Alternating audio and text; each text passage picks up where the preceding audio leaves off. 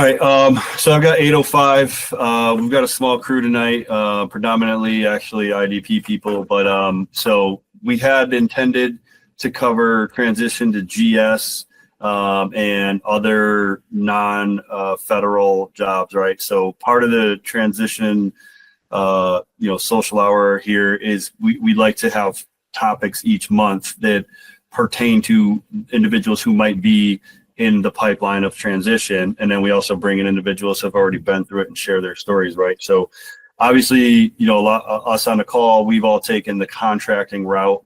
We went from our active duty time to contracting, right? And for a lot of us, it's a natural transition, right? And depending on MOSs, and some MOSs see it more commonly than others, right? Like for our MOS, the financial managers, it's a very common career path. You do your time and you end up in government contracting back with Marine Corps or with another service, because we have such a unique skill set in defense financial management, understanding PPB&E and the other things, understanding the culture, the business processes, and all those things. So it's very common that we end up coming back to contracting and sticking with the federal government. But we know that that's not everyone's desired path, and that kind of feeds into the concept of these social hour calls. Is the disclaimer that we throw out all the time is like, this is not for business development and this is not for recruiting. We want to help people, veterans that are going through transition, find the right place, find the right fit for them. And so it's really just to share information. The other common theme that we talk about, well, we say, this is not for recruiting, this is not for business development, this is a network of like-minded people that can help each other out in figuring out what the next step is. The other kind of general concept or disclaimer, that we like to put out there, right, is just that it's veterans helping veterans, and again, whatever your path might be or your next step might be, we share stories, we build that network, and we help each other out as much as possible. So kind of looking at the group that we've got here, because there's the contracting route, there's the GS route, there's state and local route, there's individuals that go completely outside of anything to do with financial management and take other routes. So ideally, we're just building that network, right? And the other part of it is we're trying to right the imbalance. Those of you who've been on the calls before, you've heard us say, right, it takes 13 weeks in boot camp, 10 weeks in OCS, then MOS school. We're trying to right that imbalance between accession and the time it takes to become a Marine or a service member and the time it takes to transition out, right? And so ideally, you're in the pipeline, you get that TRS, that 5-day fire hose, but now you're like, okay, now I got to break each one of those days down into a couple of weeks and figure out insurance, career path, resumes, whatever it might be, VA claims, and all the other things that can overwhelm us. So I appreciate that we've got a couple of repeat attendees here. Jeff, thanks for hopping on. Micah and Charmaine, thank you for hopping on here. And for the IDP team, thanks for jumping on. In addition to the other disclaimers, right, like, not for business development, not for recruiting. We're trying to right the imbalance here and provide a network. The other disclaimer, just remember that we are recording. IDP's virtual assistant is recording. We do post these to our YouTube channel. We have a Discord server and other ways that we can all stay in contact. So throughout the month, we do these calls once a month. We've broken it down now into almost like 6-month cycles where we start to repeat topics. So the topic that we had lined up for tonight with the GS and state and local, we actually had the guest speakers. I don't remember if it was October, but they were going to come back, but it was Micah Hudson and Paul Landers, 2 Marines, one's working, and we actually had Aaron Penny as well. Aaron's working in Texas for local government. Paul's working in Pennsylvania for local government. And Micah is at Department of Commerce. Took the GS job, but in a completely different sector, non-DOD. And so, we're coming back to that cycle, coming through that again. So we were going to talk about that tonight, but again, appreciate, Jeff, Micah, you guys hopping back on, and Charmaine hopping on here. And just pointing out, we've got those other venues because, like I said, we do those topics month to month. But the idea is the network is consistent in between those monthly calls all month long. You can use Discord. You can go out on YouTube, review the segment. If you miss something and you're like, hey, Aaron Penny said this about, local government, I want to go back and see that. So we're doing our best to make sure the resources are available. So check out the website, check out the Discord server, the YouTube channel, whatever's helpful to you. And then the last plug is, spread the word. Full disclosure, full transparency. We vary. Some of you have been on the calls. We've got as many as 30 participants. And then, calls like tonight, we might only have a few non-IDP participants. But that's the ups and downs, the ebbs and flows. And, give us your feedback. Let us know what's good, what's not. And that way we can continue to tailor the material to increase the audience. Because at the end of the day, I still believe in the usefulness and the purpose of it. So we just got to keep building it up and build the momentum. So Drew, I'm going to pause there for a second. Did I miss anything in the intro, disclaimers or anything else that you want to cover up front? No, that was good on the disclaimers, but if anybody doesn't have a connection to the Discord, shoot any one of us a message or community@IDP. You can even contact us through the website and we'll get you in there. There's some good content. We try to post a lot of the value add stuff from these, like links to different resources and whatnot. So get on there, and it might not be for you. It might be for somebody else that that's either at a different stage in the transition or under resourced, if they're at one of the outstations and not getting the support that we would normally see at one of our larger bases stations or whatever else. It's here to be a resource for them. But I think that's all the ads for right now. All right, cool. Thanks, Drew. Appreciate it. Anybody else from the IDP team got anything to add? No, I just want to say welcome, Charmaine. Yeah, Grant and Charmaine, you guys have worked together before, right? Yes. Hey, Grant. Thank you. Good. All right, so we did have some material prepared and we kind of had a topic, but kind of want to make this valuable to those that are on and some, outside of the IDP people. I all know what path you've chosen. You've chosen to work for a great company in the contracting sector. I appreciate that. But I know, Micah, you and I have talked plenty of times. I know a little bit about your history. You've tried your hand in entrepreneurship and you've done that. Charmaine, I know you're doing that now.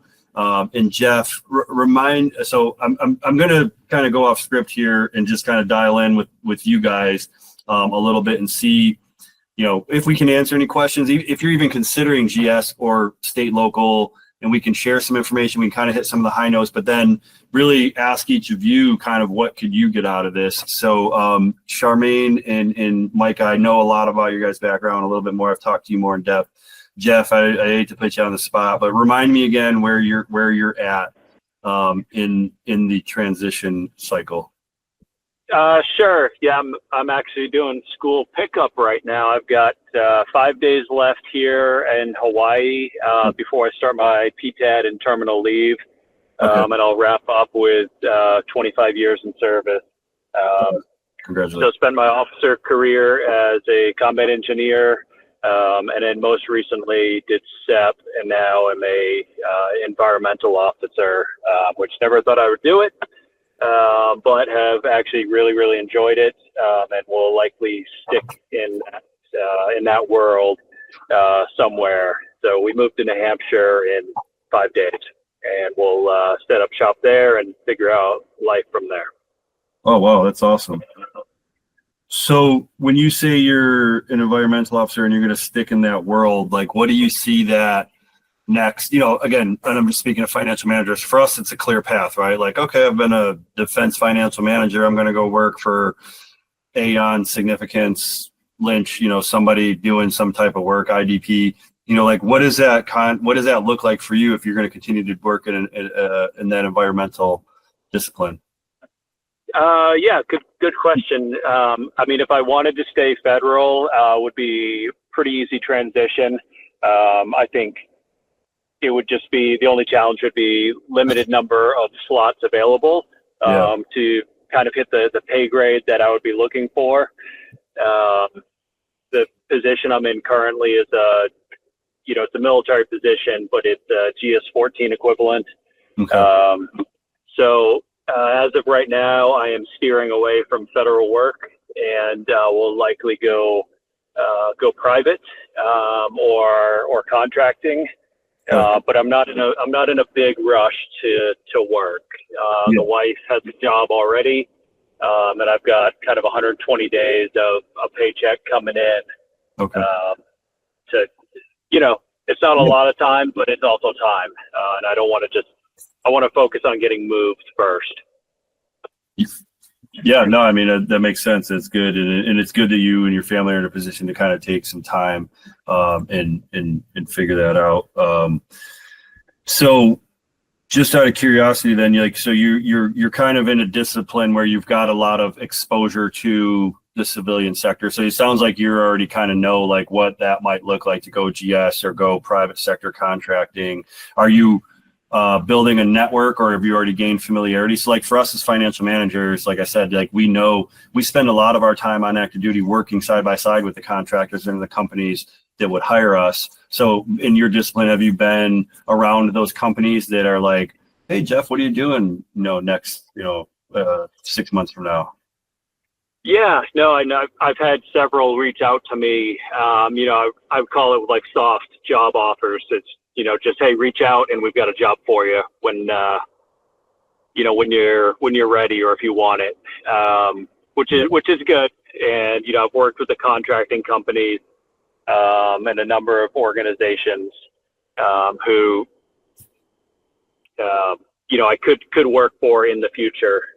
And the majority of my staff of almost 50 are just GS civilians. I only had a couple of Marines that actually worked for me. Okay. Yeah. No, that's great. So, kind of have a good feel for what it would look like if I did that. The private sector is going to be kind of different, but the work is more or less the same. It's just depends on who you're working for, and likely dealing with different state regulations in New Hampshire than Hawaii.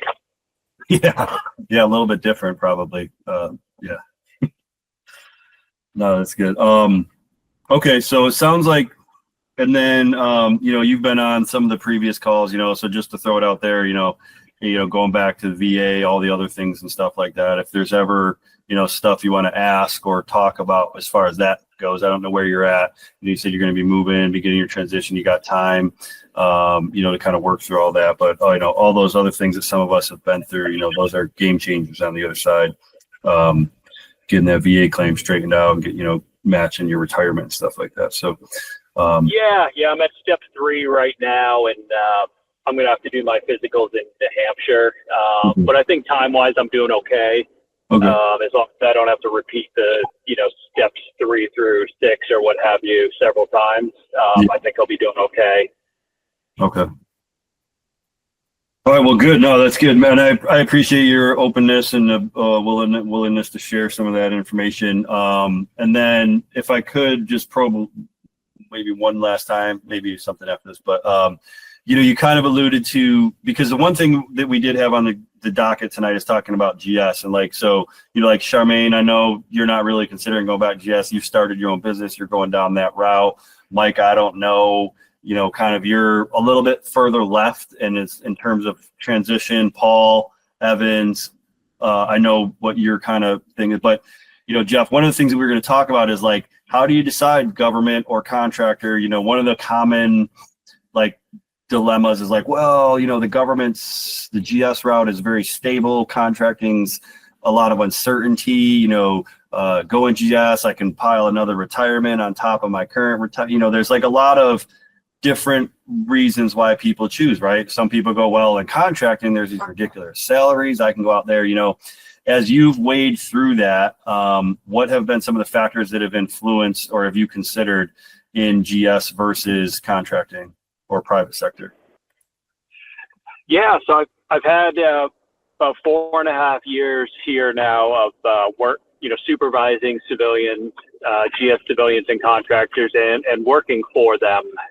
So my reviewing officer is a GS employee, and most of the people I work for are GS employees. So it's, ups and downs, goods and bads, just like anything.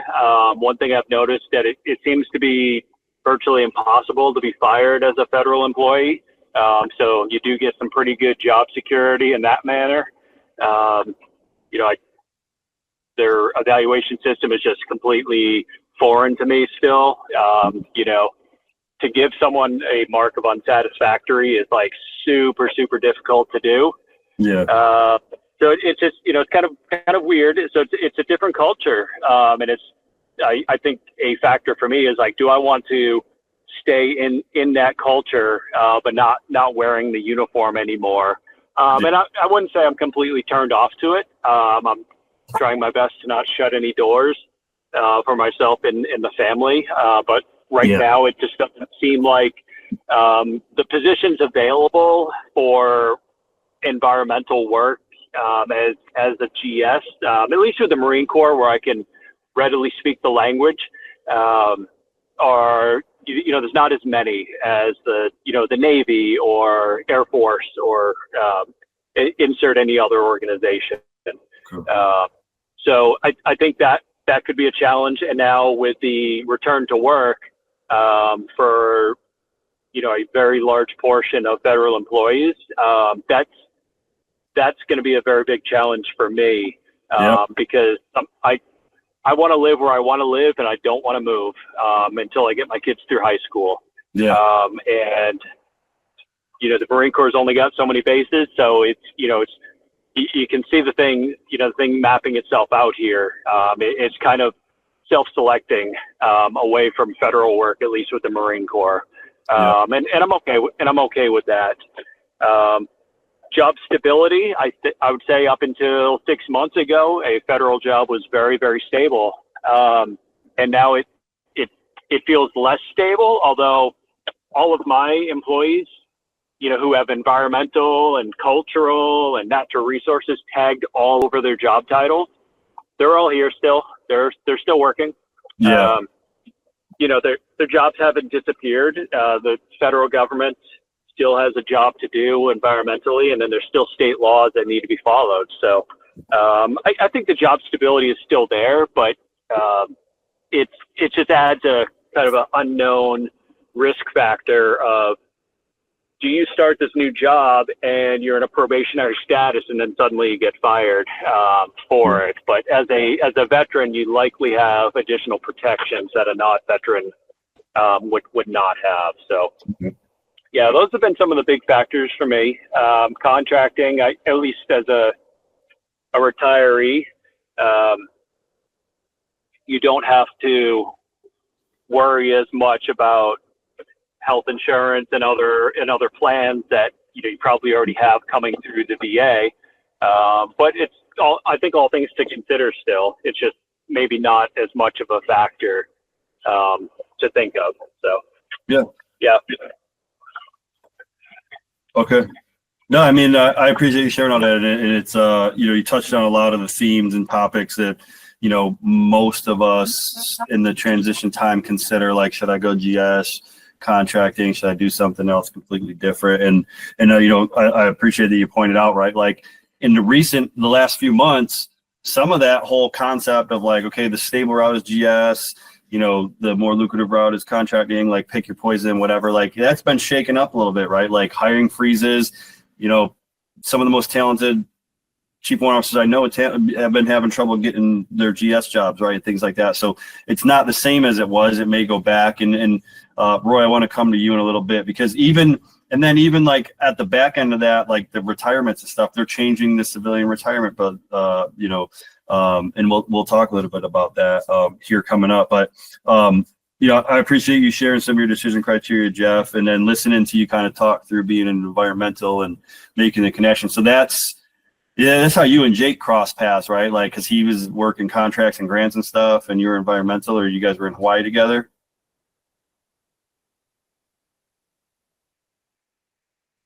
Yeah, actually, Jake lived across the street from me, and we're hunting buddies. So, okay. And we crossed paths at officer candidate school, as well. So, were you guys in the good houses on Pond Road, or where were you at? We're in the brand new good houses on Daly Road. They wiped out all the houses there and made field grade houses brand new. All right. I lived on Blaine Drive across from the dog park when I was there in 2018. 2018. Anyways, all right, cool. Well, thanks, Jeff. I appreciate you sharing. I do want to touch base with you again in a little bit and ask your thoughts on entrepreneurship. Having a very specific skill set and kind of knowing that you want to go contractor. I'm also curious hearing if you've considered kind of doing your own thing. But I'm gonna pause on that. Remind me to come back to it later. I want to check in real quick with a couple other folks. But thanks, Jeff, for sharing. Anybody got questions for Jeff or anyone want to add anything to any of the points that he made about the considerations for GS versus contractor and kind of what's next after the military? I had something, and by the way, thanks, Jeff, for sharing. So I had heard something about with health insurance options when it comes to contractor work that they would consider like retirees and those that have their own health coverage, like as a potential for bump in salary, like if you already have your own coming in. Just wasn't sure if that was actually true or not. I'll wait and see if anybody else wants to weigh in, and then I'll give you my thoughts as a business owner. Anybody else? Yeah, want I think past experience? I don't have any direct experience. It's just hearing about it through some of my contractors who may have health insurance on their own through the VA, and they may not need to buy into certain things with their with their employer at the time. So sounds like it could be something that's considered, but I just haven't navigated it personally. Yeah, I think that's pretty accurate. And I think, like, you pointed out that there is a cost savings. There's potentially a cost savings to you as an employee if your company has some type of pay-in insurance program or anything like that, right? Anybody else want to weigh in on past experiences? All right, this is Grant.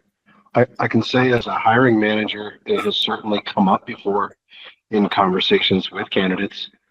I've never seen it considered in evaluating compensation. Yeah. So I'll tell you this, Paul. When starting IDP, that's one of the questions I asked when I brought Angela on, because I heard the same things, right? Like, oh, like this employee costs you less because of health insurance and things like that. So what I would advise is I would certainly bring it up, like Grant said. Like, we're all going to bring it up, and I think it's been brought up to me, and I've talked to other business leaders about it. And I'm going to say there's not a universal approach. It's a decision that a business leader can make, right? But I would say, I'll say this, right? Like, for IDP's perspective and, being transparent, like, it's not a factor. That's just like, hey, you know what? Good. You don't need the health insurance. Like, that's good. But, like, that's a company cost. It's a cost of running the company. So I would say, Paul, to directly answer your question, I think going into negotiations, I would always bring that up and ask the question, because that's not the policy of every company. And I think you could potentially find the right place.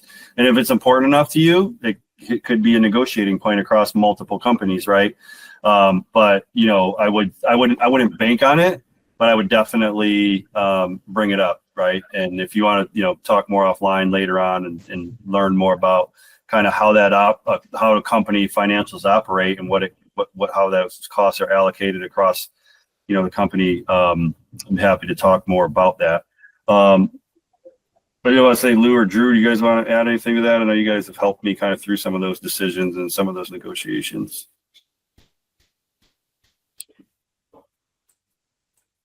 I would say in private sector, that never comes up unless you're doing something that's really close to some sort of federal service. But the private companies I worked in financial services, they never asked anything about other benefits from previous lines of work. Yeah. So, I mean, I think it's a great question, Paul, because a lot of us ask it. And I think they even talk about it sometimes in TRS and tell you, like, hey, it could be a negotiating point. And I think, like Drew said, if you're going into a sector that's still closely related to the government and like they get that and they really want you, they may offer that as an incentive or something, right? Like we'll consider, a salary bump. But so Paul, does that kind of answer vaguely your question or kind of give you a little bit of understanding? No, it absolutely does, because I had my doubts that it would be a universally accepted practice anyways, but Yeah. and I don't know that they said it in TRS. I just heard firsthand of one person telling me they got several thousand like as a bump in their annual salary, like coming on as someone that they got to skip that part of the indoctrination process, I guess. Yeah. I think I would say you throw anything at the wall that'll stick. Any excuse to justify an extra couple $100, thousands of dollars, you throw it out there. If that's what you think makes the difference and gets you the couple extra grand, then cool, chalk it up to that. It could just be that the company didn't want a nickel and dime and was like, that's cool, we had 5,000 to give anyways. Great. Say you saved me some money. Yeah.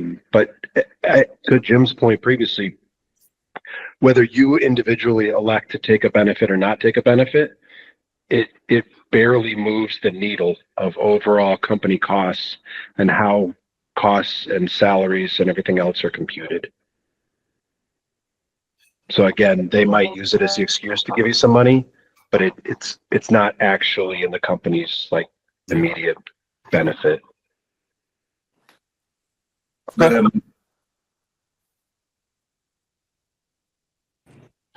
So I have a question speaking about having benefits from your previous employer and your new potential employer. Are you able to use and combine both of those health benefits, perhaps to maybe cover costs? Yes. You can, but you have to inform TRICARE that you have an alternative insurance so that the other insurance pays first. Yep. And let's be clear, because you mentioned TRICARE, Grant, too. Like as retirees, we have multiple options, right? Like for me, I have 3 options: VA, TRICARE, and I can use both of those. And then I could also have health insurance through IDP, right? So, and I could potentially have and utilize all 3 of those. So none of them are mutually exclusive. That's the right term, I think, right? But it's up to you to weigh out the decisions on what you need, what your company could provide as supplemental to TRICARE or full insurance to your company. Like what, it depends on your family's needs and also exploring standard versus prime. For TRICARE, you're saying? Yeah, for Yeah. TRICARE. Yes, big difference. In the 2. Okay. No, good question, Micah. Did that help the answer you got? Yeah, and is that something to negotiate with your employer? Say you only have, the standard basic medical coverage from your previous employer and your new employer. Hey, I just need 100% eye and dental coverage. Is that something you're willing to negotiate? It's a question. That's what I do. What's that, Grant? Go ahead. Yeah, good, Grant. That's what so our company offers a benefits package, and generally those are administered by giant companies, Empower, TriNet, whatever. And they have these packages and agreements with Aetna and different companies that you're familiar with. And as part of that package, you can choose to elect or not elect various things. So in my case, I've always turned down the medical insurance because I have TRICARE and I have the VA. But I've always elected for the dental and the vision, even though technically I could get dental and vision for myself through the VA. And I'm not even sure if I can through TRICARE as a retiree, but I don't want to bother. It's just more affordable, better. I can go to Costco, that type of decision. So my point is, you can elect or not elect from a whole menu of benefits. Over. Hey, Grant, can I chime in for a second? Of course.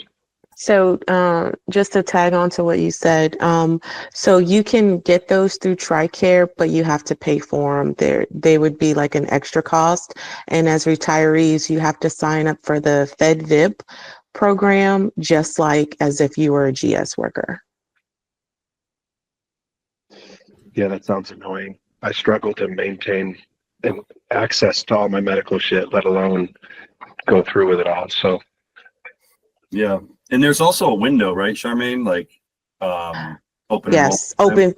open season. So open season, outside of signing up, through the, what is it called? A life-changing qualifying event or something like that. Outside of that, it's open season, and that's in the fall. It's like October, November time frame, but it's a very small window. But your coverage doesn't even start until January 1st. But you start paying as soon as you enroll in that open season window. And that's the only window. It's just once a year. Yeah. Okay. No, good point, Charmaine. Thanks for chiming in. Roy, you got something to add? So on that opposite side, I elected, so I went through this benfeds.gov. You have, I think it's up to 90 days up to your retirement, and then about 180 after you retire to sign up. And then it's the life qualifying events or the open season. Yeah. So for the sanity and sake of my thought process, I signed up through benfeds.gov because you can choose about 7 or 8 vision and dental plans from high to medium ranges. But I had the thought process of once I sign up from there, it comes out of my retirement. I just have to breathe and not have to worry about signing up for that. If I happen to jump from company to company or something happens like that, it's already there.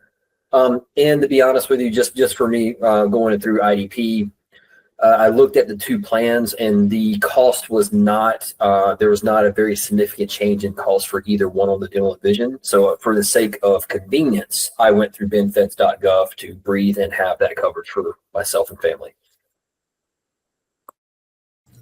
Yeah, no, thanks, Roy. I appreciate you sharing your personal experience, and no more talk about jumping companies from you anymore. But no, it's good. And this is what this is all about, right? Sharing personal stories, because as you can tell from the different opinions and the amount of people that have decided to weigh in on this one topic, right? Like there's actually a lot of, it's complex, right? There's a lot of different answers, and you gotta, mix and match. But to go back to, right, like the question was asked about salary and benefits, and then we kind of moved into talking about benefits themselves and electing benefits, right?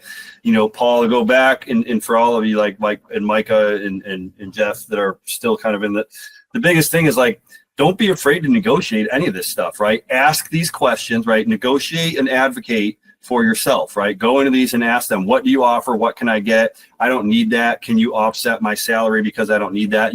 Ask them, probe for information, and then say, cool, you offer that, but I don't need that. So how can you, like go and ask the questions, be aggressive, advocate for yourself, negotiate. And then as you get to that point and you got to make those choices, now you've got some stories to share and reach out to us on the Discord or whatever and ask like, hey, I know somebody mentioned BenFeds, somebody mentioned FedFip, like what was that about? And then, you understand what the company offers, what you're entitled to as a retiree, and how can you mix and match. And Roy brought up a good point, right? What's important to you? Is convenience important to you? Is peace of mind important to you? Is saving a few dollars important to you? Is, all those things matter, right?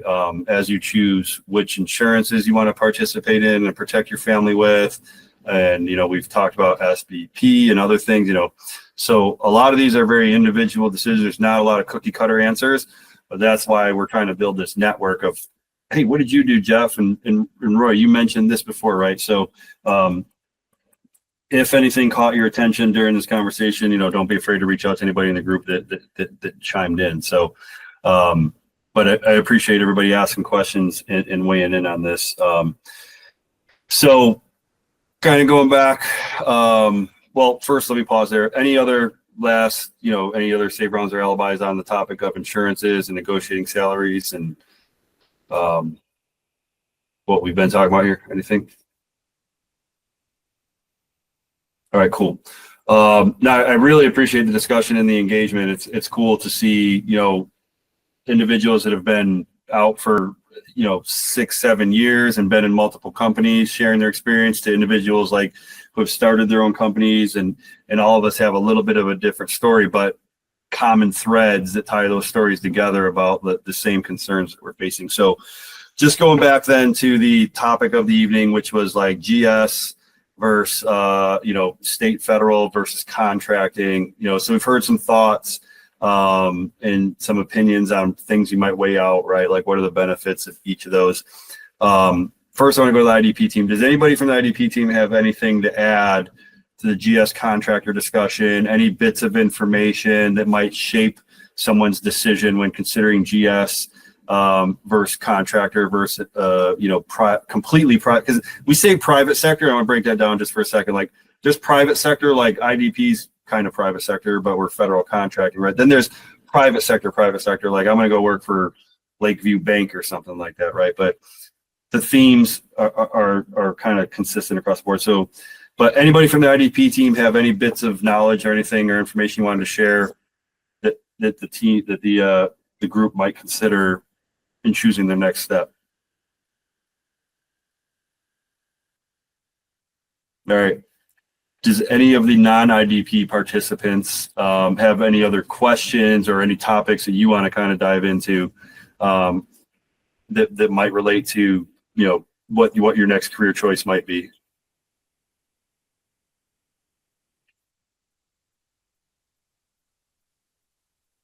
All right. So I wanted to take a minute then and just kind of see and ask a couple questions that are a little off topic, but because of the group we've got, I think they're relevant. Micah, as I mentioned before, I know you've taken taken a shot at entrepreneurship. You've had some entrepreneurial ventures. Charmaine, I know you've got your venture going, right? And Jeff, like I mentioned to you, kind of curious to know if you're considering anything, but entrepreneurship, it's an exciting route. We're having a ton of fun at IDP getting this going and whatnot. But those considerations that we just talked about, right, where all the insurances and all that, like being an entrepreneur, you have to even think about those as at a different level where, like, okay, now I had to think about in the first 6 months of like, what insurances are we going to offer and how are we going to get insurance and how are we even going to be able to offer it, right? So, it just opens up a whole new pot of potential decisions to make. So, but so Jeff, I wanted to ask, have you considered entrepreneurship or starting LLC or 1099 work, or do you think if you go contracting, you're just going to go W-2 and like get on with one of those companies you've gained familiarity with? I've definitely thought about it. And actually, can you hear me okay? Yeah, loud and clear. Okay, got it. I just switched to headphones.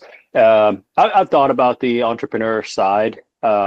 Not a whole lot. I haven't put a whole lot of stock into it yet. I definitely know people who do individual consulting work.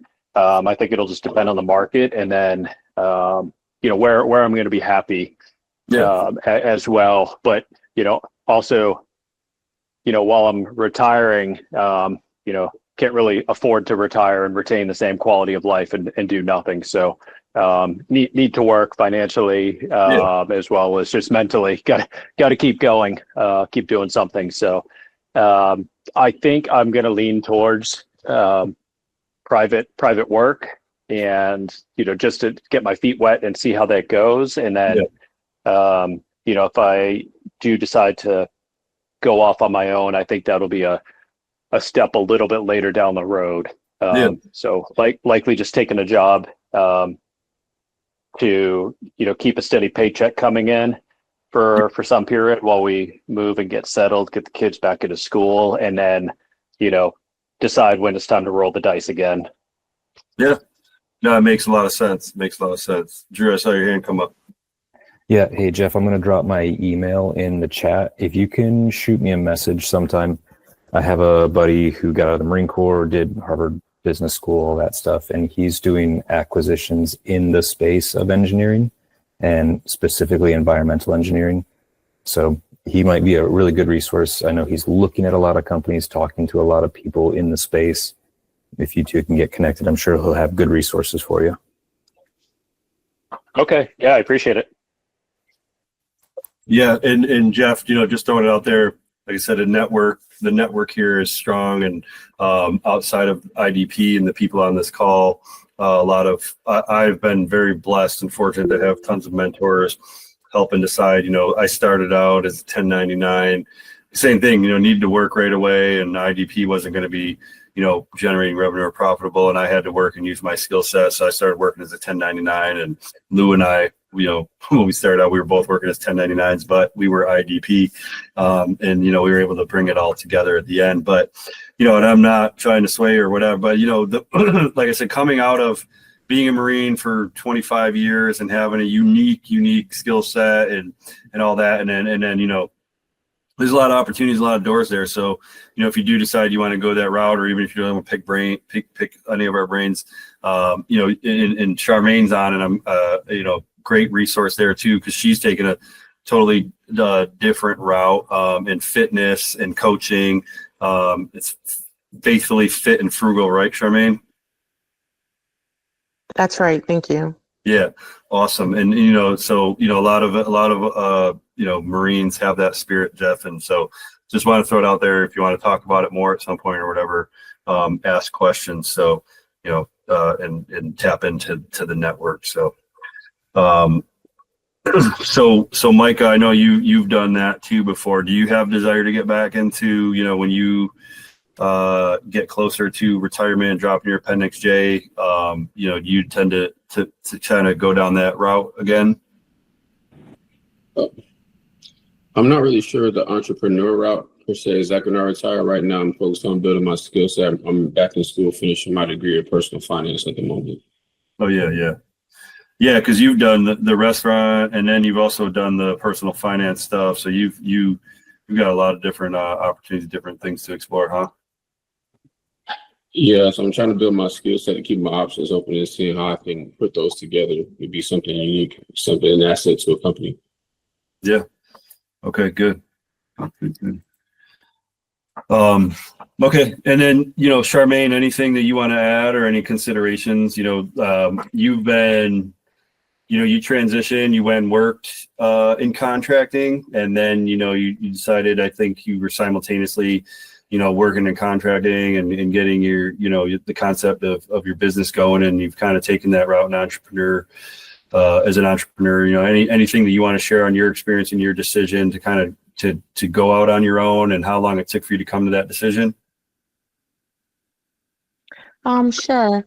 So like you mentioned, I was doing it simultaneously, but if anyone that's on the line, and just for future reference, in my opinion, you can really only give one thing your full attention.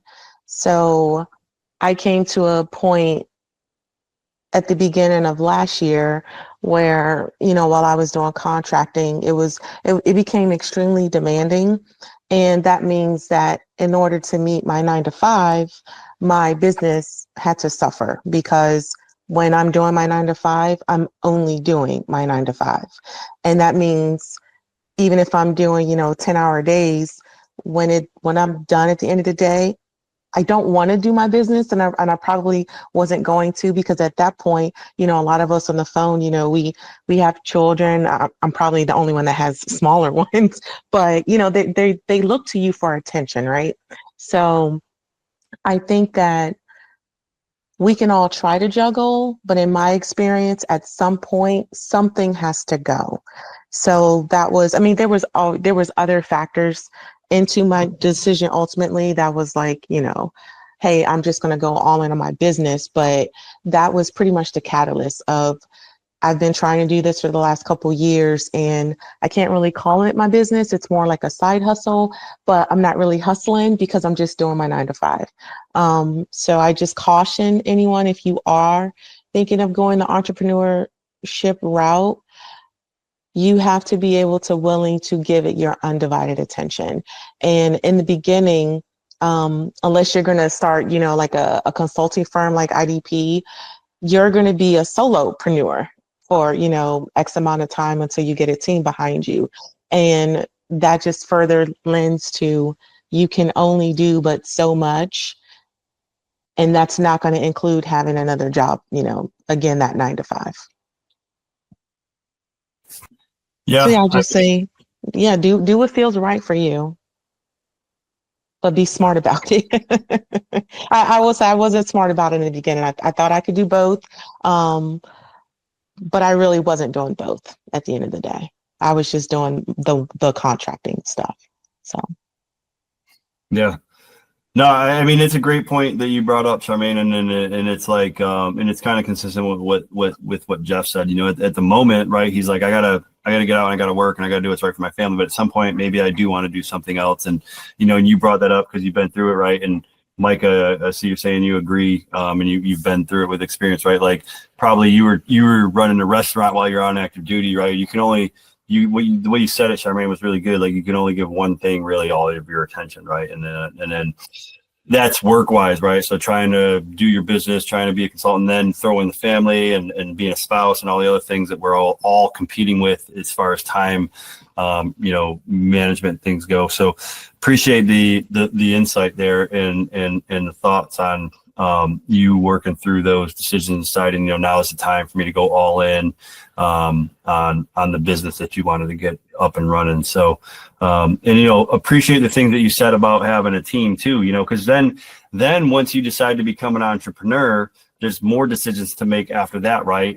Is like, how long are you going to be one common pitfall in consulting is like, you've got the skill set, right? You're the Marine Corps financial manager, or Jeff, you're the environmental engineer, or Charmaine, right? Like you're a financial management expert and you started that business, but now are you the delivering the product all the time? Or are you working on growing the business? You know, like I've been fortunate at IDP, you know, great people from the beginning, Lou and Drew and everybody else that's on the call now. And, but you know, at some point you got to make that decision too. Like how long are you going to be, working on delivery and in the business versus working on the business, right? So it doesn't just stop there, right, Charmaine? Like, you know, you decide to go all in now, right? So I went against the grain because I've had enough people tell me you're supposed to build the business and then scale. Yeah. Well, the way I built my business, I scaled it from the onset. Sure, that put a lot of, you know, workload on me, but it's already scaled. I skipped some steps, but I would say that it's business dependent. So the way my business runs, I was able to do that. And the way it's set up, it makes sense, right? It's not that I wouldn't advise against it. I just say that, and I know, Jim, you can relate to this. When you're the boss, nobody's going to tell you what to do. You have to be intentional about your decision, and whether the decision works or not, either way, you need to be open to learn from it. Every decision, whether it works out or whether it doesn't, it needs to be a stepping stone for you to grow, right? Because you are going to make a lot of mistakes. But one thing that I definitely learned, and for those on the call, I've reached out to Jim here from the entrepreneur side, is lean on your network. It's, you don't know what you don't know, but you're going to have to ask a lot of questions, and to save yourself just a lot of agony, you have to ask. It's the same as like when I first retired and I went contracting, I used to bug Grant all the time. He'll tell you, because Navy Sabres was not the same as Marine Corps Sabres. But I'm not the kind of person where I'm not ashamed to say I don't know, and I'm not ashamed to ask questions. However, I know that can be very difficult for other people. So at the end of the day, if you don't remember anything I say, just remember this one thing. Whether you go GS, whether you go contracting, whether you go entrepreneur, whether you do a hybrid, you have to ask yourself this. Is it more important to give an answer that may not be the right answer? Or is it better to ask someone for help so when you do get the answer or give the answer, it's the right one? Yeah, well said, Charmaine. I appreciate it. I appreciate you taking time to share your experience and thoughts on all that. Definitely, you know, challenges to getting something going on your own, and then, you know, figuring all that out as a leader. So appreciate it. And Mike, I like the way that you worded that in your chat. A business in its infancy is no different than a newborn. It requires your full attention. I definitely agree with that statement. So, appreciate, the openness and the questions and the shared experiences from everybody. We're coming up on like the last 5 minutes here. So I want to kind of pause for a second and just go back. The scheduled topic for the evening was kind of GS and other options. And we did talk about that, so we stayed on topic, but we kind of tailored it to the smaller group, right? And I like that. I think it was a great conversation. So again, I appreciate everybody's participation. But one more time, does anybody have any specific questions related to the topic? And this is specifically for the non-IDP folks, Paul, Micah, Charmaine, Jeff, and Mike, I see you already got your hand up, so go ahead. Yeah, for anybody that knows, how does the GS retirement differ from the military retirement? Roy, I feel like that was a softball for you.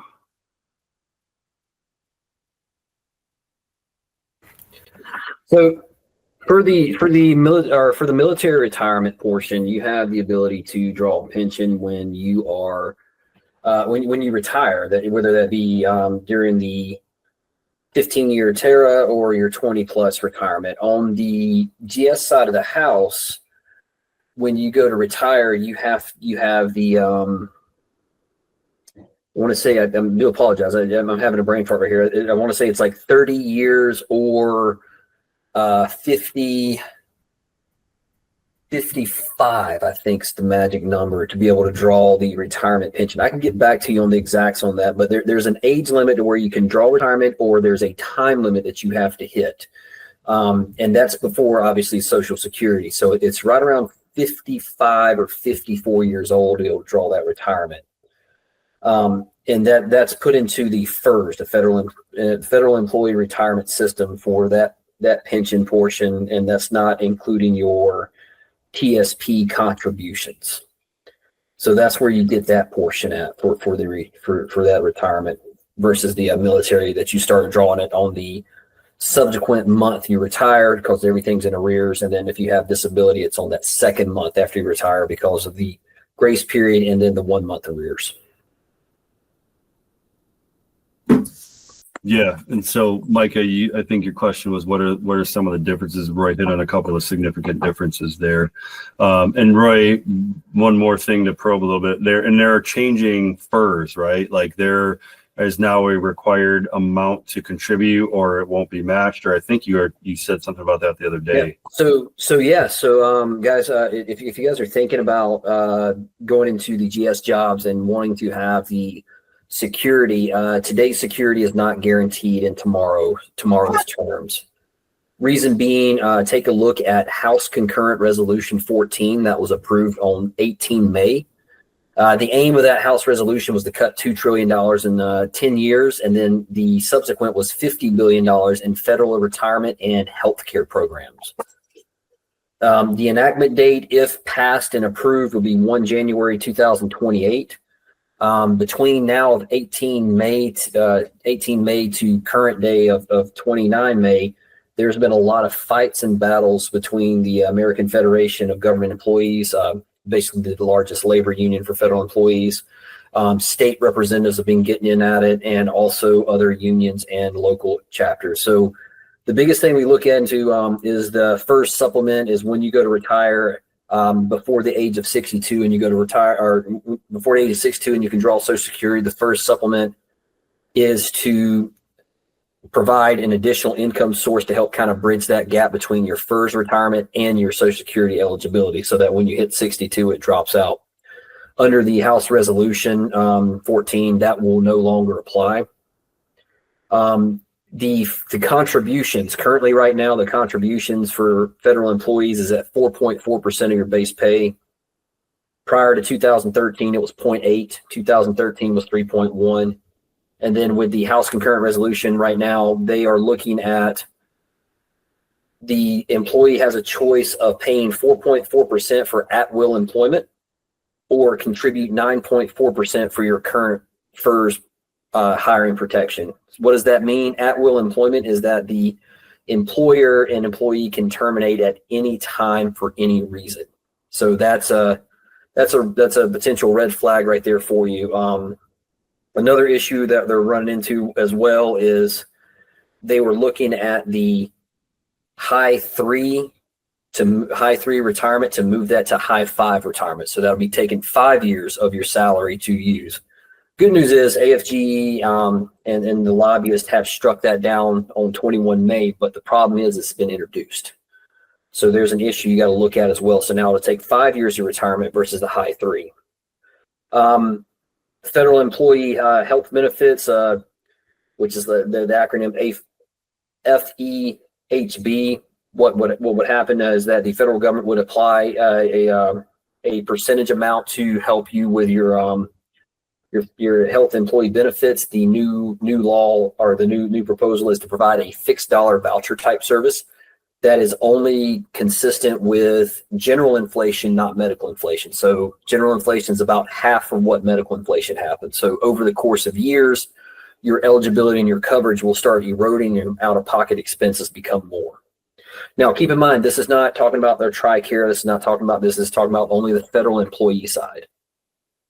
Another thing that also might affect both federal employees and uniform members is the G-Fund TSP reform, to where they will start looking at investing more into short-term treasury bills. What does that mean? It's more volatility.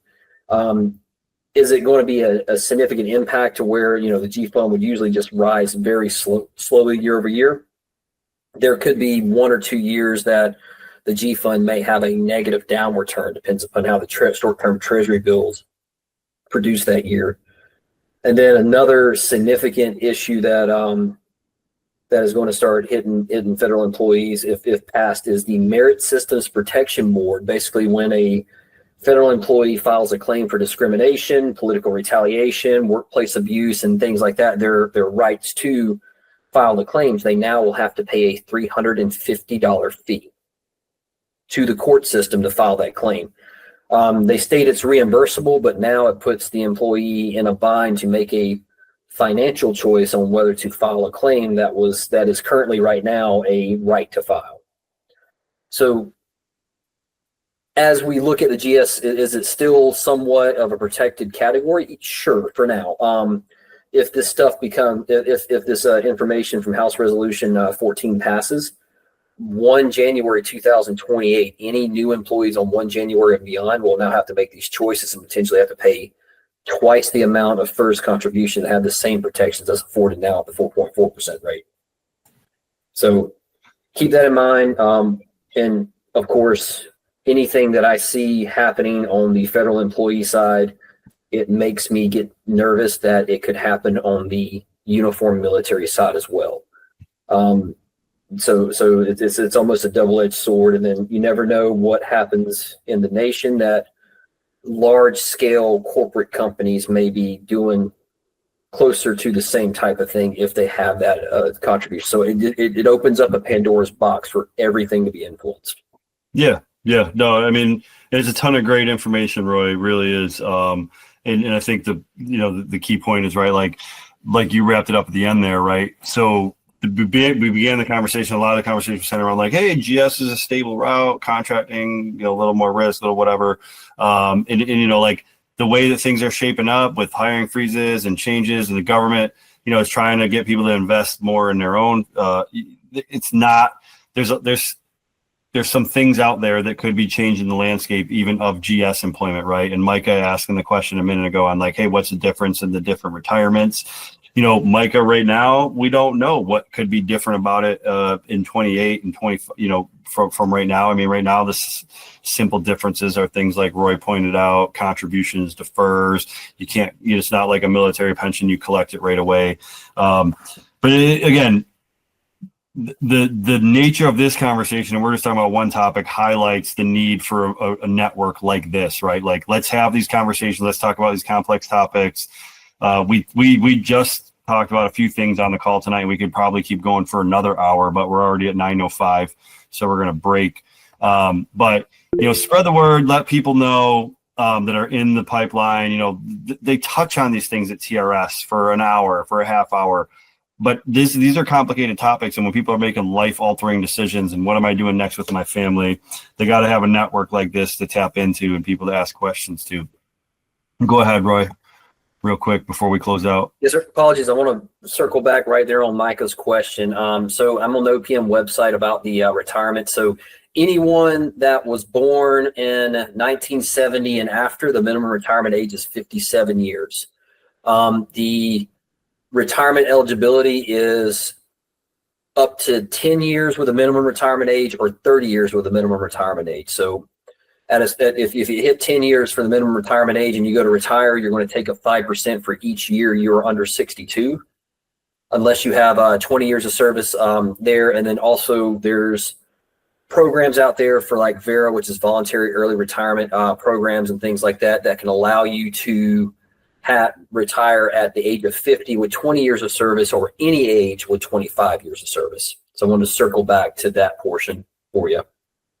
No, good info. Thanks, Roy. And if you said you're reading that off the OPM website, drop the link in the chat and then maybe on the Discord server later so that we have that to add to, future conversations around this topic. So, Roy, as always, appreciate the in-depth knowledge and the amount of research you do to cover some of that stuff. So, so I'm going to go ahead and say it's 9:05. I appreciate everyone being on, closing comments. Again, I think the level of detail that we got into in this conversation and the stories that were shared about decision-making, about entrepreneurship, and just the back and forth about choosing insurances and choosing retirements highlight the need for this. So, the plug will be like, hey, tonight was one of those off nights. We had a small group, but very focused discussion I thought was valuable to the group that we had, but we would like to see the group continue to grow. So those of you that are on, please continue to spread the word and give us feedback, right? Too, like tell us how we can connect with a greater audience and tell us how we can tailor the subjects to be more useful. But I thought it was a great call. I had a great time. Any closing comments from anybody on the IDP team? Hey, Abby, thanks for dropping those links in there. Keep the conversations going on Discord. Check out previous YouTube recordings. If there's something interesting to you, pull that stuff out of there. Roy, thanks for the link. And don't be shy about this. This is a resource for everyone. So it's not just a monthly call. Yeah, well said, Drew. Thank you. Anybody else from the IDP team? All right. Any of the non-IDP folks got any last questions or any parting comments? No, just thank you for inviting me to listen in. I appreciate it.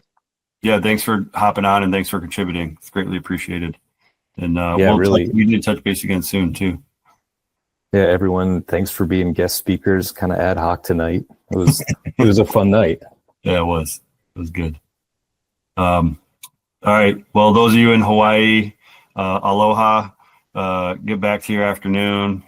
We'll move across the time zones. We got some West Coast. We got some Central Mountain Time. I think we're covering a lot of time zones here. So everybody have a good evening. We're a big hockey family. I think Edmonton is up 3-1 right now. The Panthers closed the Eastern Conference last night. So we're pulling for an Edmonton Stanley Cup victory this year because I think it's going to be a repeat of last year. But everyone's free to stick on and chat for a few more minutes, but the formal part is over. Appreciate your participation. Don't be afraid to hang up now and go do about what you got to do for the rest of your day. And if you want to hang out and keep talking, the line will be open. So thanks everyone. Have a great night. Great. Thank you. Thanks, everyone. Good night.